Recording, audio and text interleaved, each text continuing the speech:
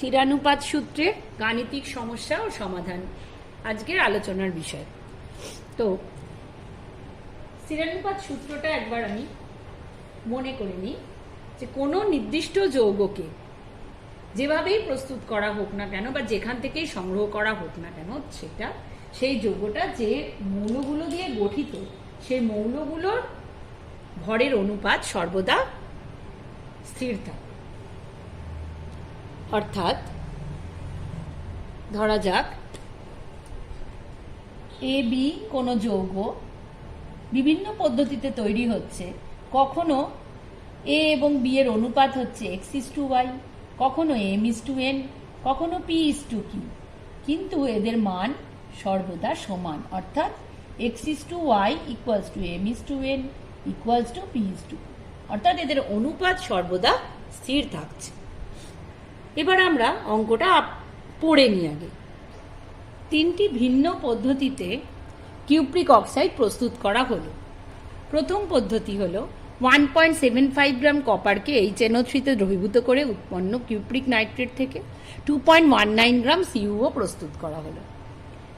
তৃতীয় পদ্ধতি 1.14 গ্রাম কপারকে HNO3 NaOH এর সাথে বিক্রিয়ায় প্রথমে কিউপ্রিক হাইড্রোক্সাইড এবং পরে তাকে উত্তপ্ত করে CuO প্রস্তুত করা হলো। তৃতীয় পদ্ধতি 1.46 গ্রাম কপারকে জারিত করে 1.83 গ্রাম CuO প্রস্তুত করা হলো। দেখাও যে এটি স্থিরানুপাত সূত্র সমর্থন করে। তাহলে প্রথমে আমাদের কি করতে হবে, দেখতে হবে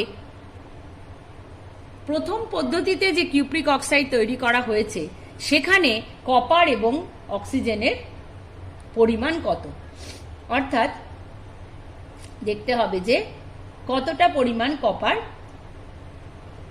সেখানে রয়েছে আর কতটা পরিমাণ অক্সিজেন রয়েছে।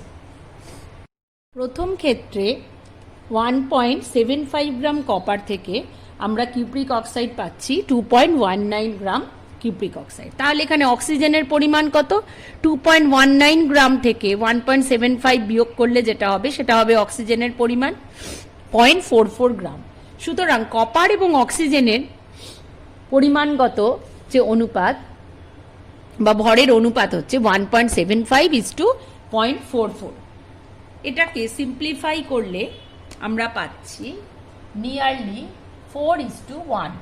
ওকে, সেকেন্ড কেস বলা হয়েছিল 1.14 গ্রাম কপার থেকে পাচ্ছি 1.43 গ্রাম CuO। বলার সময় আমার এটা মিস হয়ে গিয়েছিল, আমি এখানে লিখে দিয়েছি। তাহলে দেখা গেল এখানেও কপার আর অক্সিজেনের অনুপাত ঠিক আগের মতোই বিয়োগ করে আমরা অক্সিজেনের পরিমাণ পেয়ে যাব এবং অনুপাত পাবো 1.14:0.29 এবং রাফলি এটাও 4:1। থার্ড কেস 1.46 গ্রাম কপার থেকে 1.83 গ্রাম CuO প্রস্তুত করা হয়েছে। এখানেও একই রকম ভাবে আমরা অনুপাত নির্ণয় করব এবং রেশিও, অর্থাৎ CuO যতটা ভর কপারের যতটা ভর বিয়োগ করলেই পেয়ে যাব অক্সিজেনের পরিমাণ এবং তার ফলে CuO এবং অক্সিজেনের পরিমাণগত অনুপাত নির্ণয় করে আমরা এখানেও রেশিওটা পাচ্ছি 4:1। সুতরাং তিনটি ক্ষেত্রেই রেশিওটা দেখছি কনস্ট্যান্ট, তাই বলা যায় এটি স্থিরানুপাত সূত্রকে সমর্থন করে। নেক্সট আমরা দেখব গুণানুপাত সূত্র। গুণানুপাত সূত্র কি বলছে সেটা আগে বুঝে নেব। গুণানুপাত সূত্র বা ল অফ মাল্টিপল প্রপোর্শন, এখানে কি বলা হয়েছে দেখো। ধরা যাক হাইড্রোজেন এবং অক্সিজেন পরমাণু যুক্ত হয়ে জল উৎপন্ন করছে। এক্ষেত্রে জল মানে H2O। সুতরাং 2 গ্রাম হাইড্রোজেন 16 গ্রাম অক্সিজেন যুক্ত হয়ে জলের অণু উৎপন্ন করছে, অর্থাৎ 18 গ্রাম। আবার দেখো হাইড্রোজেন এবং অক্সিজেন থেকে আমরা পাচ্ছি H2O2 হাইড্রোজেন পারঅক্সাইড। এক্ষেত্রে 2 গ্রাম হাইড্রোজেন 16 × 2 বা 32 গ্রাম অক্সিজেন তৈরি করছে 34 গ্রাম H2O2। সুতরাং আমরা দেখছি যে এখানে 16 গ্রাম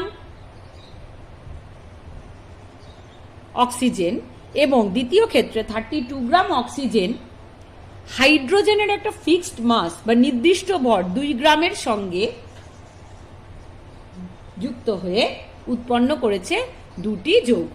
অর্থাৎ একই মৌল কিন্তু উৎপন্ন করছে দুটি বিভিন্ন যুক্ত। অর্থাৎ যখন দুটি মৌল রাসায়নিকভাবে যুক্ত হয়ে 2 বা ততোধিক রাসায়নিক যৌগ গঠন করছে, তখন দেখা যাচ্ছে হাইড্রোজেনের একটা স্থির ভরের সঙ্গে অক্সিজেনের যে ভরগুলো যুক্ত হয়েছে, হাইড্রোজেনের স্থির ভর দেখা যাচ্ছে দুই ক্ষেত্রেই 2 গ্রাম। তাহলে অক্সিজেনের যে ভর যুক্ত হয়েছে তারা কত? 16:32। তাহলে তাদের অনুপাত কত? 16:32, 1:2, যেটা কি পূর্ণ সংখ্যার, যেটা হলো পূর্ণ সংখ্যার একটা সরল অনুপাত। অর্থাৎ দুটি মৌল রাসায়নিকভাবে যুক্ত হয়ে যখন দুটো ভিন্ন যৌগ উৎপন্ন করছে, তখন দেখা যাচ্ছে একটির ফিক্সড মাস বা স্থির ভরের সঙ্গে অন্য মৌলটা যে যে ভরে যুক্ত রয়েছে তাদের মধ্যে একটা সরল অনুপাত দেখা যাচ্ছে। ঠিক আছে, হাইড্রোজেন আর অক্সিজেন দিয়ে আমরা এই সূত্রটা পড়লাম। অন্য অনেক উদাহরণও আমরা দেখতে পাব। তাহলে গুণানুপাত সূত্রটা কি? ভালো করে শোনো। যখন দুটি মৌল রাসায়নিকভাবে যুক্ত হয়ে 2 বা ততোধিক যৌগ গঠন করছে, তখন একটি মৌলের স্থির বা নির্দিষ্ট ভরের সঙ্গে অন্য মৌলটি যে যে অনুপাতে যুক্ত হয়, যে যে ভরের অনুপাতে, যে যে ভরের যুক্ত হয়, তাদের মধ্যে একটা সরল অনুপাত থাকে, তাদের মধ্যে ভরের একটা সরল অনুপাত থাকে। এখন এরও কিন্তু এই গুণানুপাত সূত্রেও কিন্তু সীমাবদ্ধতা আমরা দেখতে পাই। কিরম ক্ষেত্রে দেখতে পাই? দেখো, যখন একাধিক আইসোটোপ থাকে তখন গুণানুপাত সূত্র ফলোড হয় না। নাম্বার 2, ক্যাটিনেশন ধর্ম আছে এমন মৌল, যেমন কার্বন। কার্বনের ক্যাটিনেশন ধর্ম আছে আমরা জানি। তো সেই কার্বন সমন্বিত যৌগে কার্বনের স্থির ভরের সাথে যুক্ত যে হাইড্রোজেন ভরের অনুপাত, তারাও কিন্তু পূর্ণ সংখ্যার সরল অনুপাত নয়। তার মানে মিথেন, ইথেন, অর্থাৎ যে প্রোপেন, বিউটেন ইত্যাদি, এই যে এইভাবে যে ক্যাটিনেশন ধর্মের জন্য কার্বনের সাথে হাইড্রোজেন বিভিন্ন অনুপাতে যুক্ত হয়ে তো এই হাইড্রোকার্বনগুলো উৎপন্ন করে, তো তাদের ক্ষেত্রেও কিন্তু গুণানুপাত সূত্র ফলোড হয় না। এছাড়াও একাধিক যোজ্যতা যুক্ত মৌল যেমন ক্লোরিন, সালফার, অক্সিজেন, এদের যৌগে গুণানুপাত সূত্র প্রযোজ্য নয়। এবার একটা গাণিতিক সমস্যার সমাধান আমরা করব। প্রথমে সমস্যাটা আমি পড়ছি। একটি ধাতুর দুটি অক্সাইডকে বিশ্লেষণ করলে পাই নাম্বার এ 1 গ্রাম প্রথম অক্সাইডে 0.798 গ্রাম ধাতু, নাম্বার বি 1 গ্রাম দ্বিতীয় অক্সাইডে 0.112 গ্রাম ধাতু। দেখাও যে উক্ত ফলাফলগুলি গুণানুপাত সূত্র সমর্থিত। তাহলে কি করে নিতে হবে?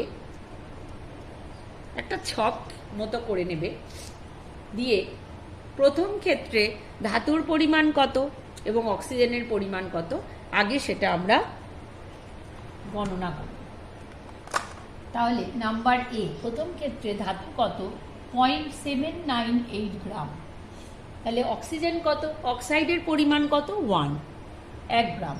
তাহলে অক্সিজেন 1 মাইনাস 0.798 গ্রাম, বা সমান চিহ্ন দিয়ে বিয়োগ করে আমরা কি পাবো?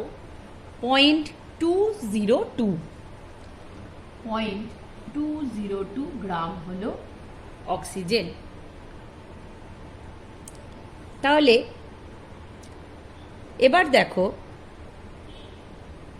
আমরা দ্বিতীয় ক্ষেত্রে কি দেখব? ধাতু কতটা? 0.112 গ্রাম। অক্সিজেন কত? 1 মাইনাস 1.112 এত গ্রাম ইকুয়ালস টু কত হবে?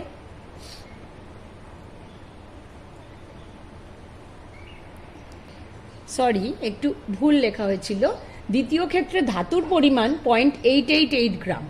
তাহলে 0.888 গ্রাম হলে অক্সিজেনের পরিমাণ হবে 1 - 0.88 গ্রাম অর্থাৎ 0.112 গ্রাম। এখন আমাদের কি করতে হবে দেখো, গুণানুপাত সূত্রে কি বলা হয়েছে, একটির ফিক্সড মাসের সাথে অন্যটির যে বিভিন্ন অনুপাতে যুক্ত তাদের অনুপাতটা কি পূর্ণ সংখ্যা সরল অনুপাত কিনা সেই ভরগুলো সেটা নির্ণয় করতে হবে। তাহলে প্রথম অক্সাইডের ক্ষেত্রে আমাদের কি নির্ণয় করে নিতে হবে যে 1 গ্রাম ধাতুর সাথে অক্সিজেন কতটা আছে, অর্থাৎ ধাতুকে 1 গ্রাম যদি আমরা ধরে নিই, 1 গ্রাম ধাতুর সঙ্গে কতটা করে অক্সিজেন দুটো ক্ষেত্রে যুক্ত তাদের অনুপাত নির্ণয় করলেই আমরা বুঝতে পারবো যে ফলাফলটা গুণানুপাত সূত্র সমর্থিত কিনা। তাহলে এখান থেকে নির্ণয় করা যাবে যে 1 গ্রাম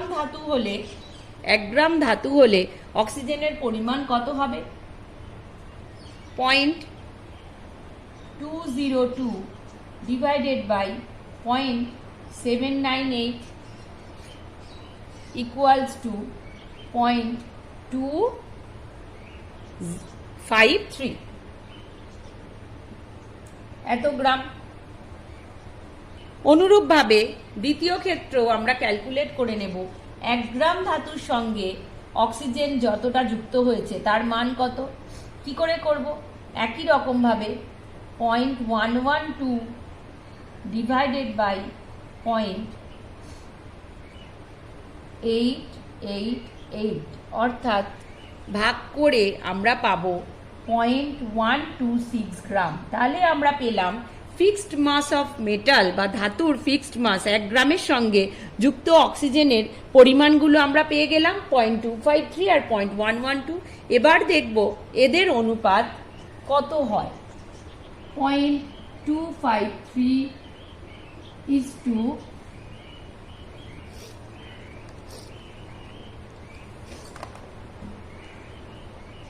পরিষ্কার করে লিখছি,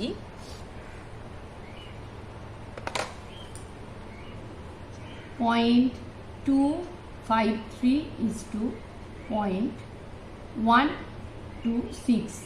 এদের অনুপাত কত হলো, 0.253 is to 0.126। তাহলে অনুপাত হলো 2:1।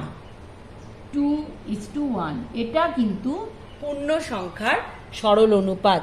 সুতরাং এই সমস্যার সমাধানে আমরা দেখতে পাচ্ছি যে 1 গ্রাম ধাতুর সঙ্গে উভয় ক্ষেত্রে অক্সিজেনের যে পরিমাণ যুক্ত আছে 0.253 এবং 0.112 তাদের অনুপাত একটা পূর্ণ সংখ্যা সরল অনুপাত, যেটা কিনা 2:1।